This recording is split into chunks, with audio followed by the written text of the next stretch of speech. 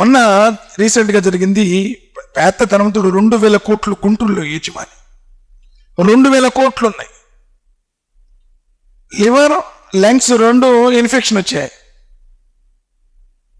Treatment చాలా కష్టంగా ఉంది. కోటీశ్వరుడు కదా, హాస్పిటల్ వెళ్ళాలంటే ప్రతిరోజు ఇబ్బంది అవుతుందని చెప్పేసి ఇంట్లోనే ఐసీయూ పెట్టేసుకున్నాడు. ఒక గదిలో కార్డియాలజిస్ట్ ఉన్నాడు, యూరాలజిస్ట్ ఉన్నాడు, న్యూరాలజిస్ట్ ఉన్నాడు, స్పెషలిస్ట్ అయినటువంటి డాక్టర్ల బృందాన్ని పెట్టేసుకున్నాడు. కానీ ఎక్కడ రీసెర్చ్ చేసిన ఇండియా మొత్తంలో ట్రీట్మెంట్ లేదని చెప్పేసి అమెరికన్ డాక్టర్లతో కాంటాక్ట్ కుదిరింది. సుమారు 8 నుంచి 10 కోట్లు ఖర్చు, 8 to 10 crores.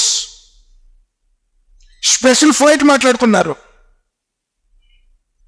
ఇంట్లో ఐసీయూ ఉంది, అంబులెన్స్ ఎలా ఏర్పాటు చేశారు ఆ గదికి, అక్కడ దాకా అలా తీసుకు పెట్టేయటం. సరే, పేషెంట్ని అంబులెన్స్ లెక్కించారు, ఫ్లైట్ కూడా ఏర్పాటు జరిగింది. అంబులెన్స్ నుంచి ఫ్లైట్ లెక్కించేటువంటి సమయంలో 5 నిమిషాల్లోనే చచ్చిపోయాడు. ఏంటిది నువ్వు సాధించేది? డబ్బేమైపోయింది. రాజులు అనుకున్న వాళ్ళ మట్టిలో పట్టుకున్నారు. నువ్వెంత? అవలం యసిరు ఫిల్ అర్ద్ ఫయందురు కైఫ కాన ఆకిబతుల్ లదీన మిన్ కబ్లిహిం. భూమి మీద తిరిగి చూడండి.